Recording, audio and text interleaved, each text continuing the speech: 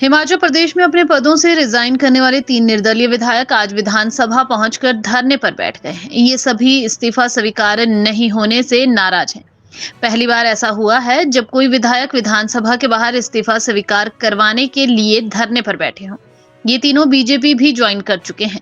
इनमें देहरा से निर्दलीय विधायक होशियार सिंह, नालागढ़ से केएल ठाकुर और हमीरपुर से आशीष शर्मा शामिल हैं। एक घंटे के ऊपर का समय हो चुका है, लेकिन अभी तक के बाहर तीनों निर्दलीय विधायक यही रहेंगे बैठे हुए भी। तीनों निर्दलीय विधायक यहाँ बैठे हैं और विधानसभा के बाहर और ये पीछे आ जाओ यार, पीछे आ जाओ यार, वाइडिंग हाल। तो निर्दलीय विधायकों ने अपने विधायक पद से माननीय अध्यक्ष विधानसभा को अपना त्यागपत्र सौंपा है और इसी मंशा सौंपा के बहुत जल्दी, नॉर्मली 24 घंटे में होता है, 24 घंटे 2 दिन में कर लें वो, और इन पर्सन मिलकर मेल से नहीं भेजा या किसी को बाई पोस्ट भेजा है, फॉर्मेलिटी वाली बात होती है, बाई पोस्ट भेजे, तो हमने पर्सनली मिलके उनको दिया है। पहले विधानसभा के जो हमारे सचिव उनसे मिले, फिर स्पीकर साहब से मिले, उनको घर जाकर पर्सनली लगभग आधा घंटा वेट करने के बाद उनको मिले, इस्तीफ़ा दिया और रिक्वेस्ट की कि ठीक है, आपने बड़ा अच्छा समय हमने आपके साथ गुजारा, अब प्लीज़ हमारा बहुत जल्दी इस्तीफ़ा स्वीकार कर लीजिए, क्योंकि लोकसभा के इलेक्शन जो है और वो 1 जनवरी को पूरे देश में हो रहे हैं, तो 1 जून को हो रहे हैं, तो इसलिए हम इस्तीफ़ा दे रहे हैं और हम चाहते हैं कि वो इलेक्शन जो है वैकेंसी क्रिएट हो जाए, वो इलेक्शन साथ साथ हो जाएं। तो इस मंशा से हमने इस्तीफ़ा दिया, और दिया इसलिए, कारण तो आप जानते हैं क्यों दिया। 14 महीने से जो है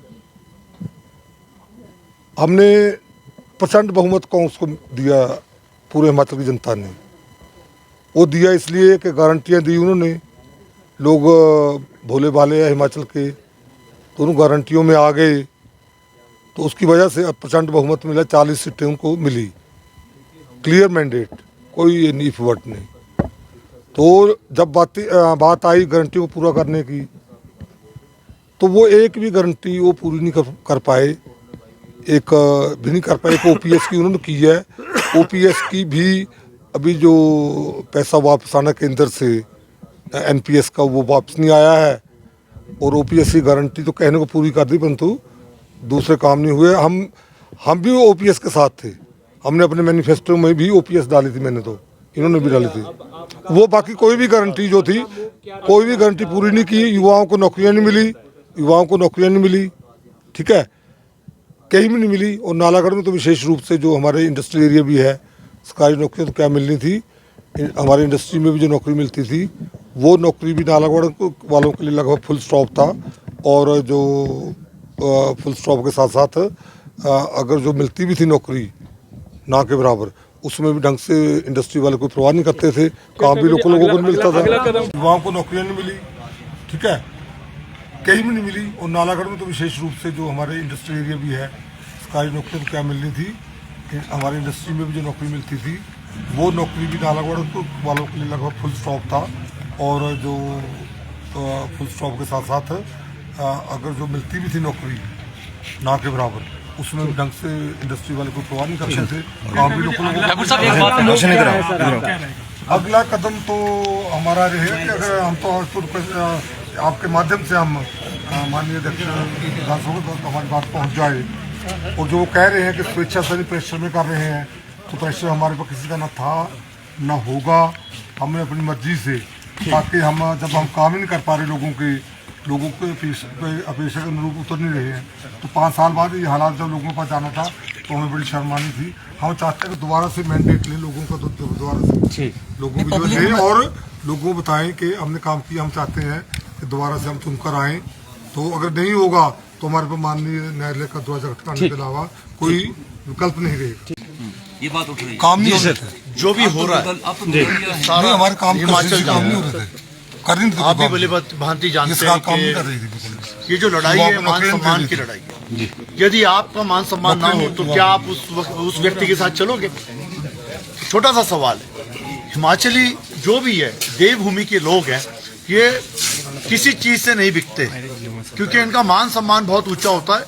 ये प्रदेश एक ऐसा है जो सबसे ज्यादा फौजी यहाँ से जाते हैं, डिसिप्लिन्ड लोग हैं हमारे हिमाचल के, और हमारा मान सम्मान को अगर ठेस पहुंचे, आपके मान सम्मान को ठेस पहुंचे, तो आप भी कभी मुड़ करके उस रास्ते नहीं जाओगे जिसने आपकी बेइज्जती की हो। हम सब आत्मसम्मानी लोग हैं, हमें जनता भेजती है चुन करके। क्यों भेजती है? कि जाएं और विधानसभा जाकर के उनकी समस्याओं का समाधान करें।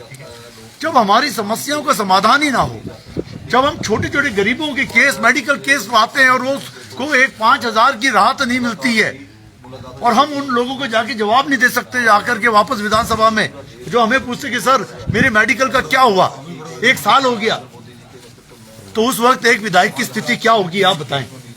उस वक्त शर्म से हमारा सर नीचे हो जाता है। होशियार जी इससे पहले भी निर्दलीय विधायक रहे हैं हिमाचल प्रदेश में जी, और जनता ने आपको 5 साल के लिए चुना था, इस्तीफा देने के लिए नहीं चुना था। कहीं आपको लगता है कि ये जनता का भी अपमान है? ये बिल्कुल सर, मैंने इस्तीफा देने से पहले लगभग 2000 लोगों को मैंने ये बात कही कि हमने राज्यसभा के मेंबर को वोट दिया, उसके बाद सरकार जो है हमारे मगर लग गई है।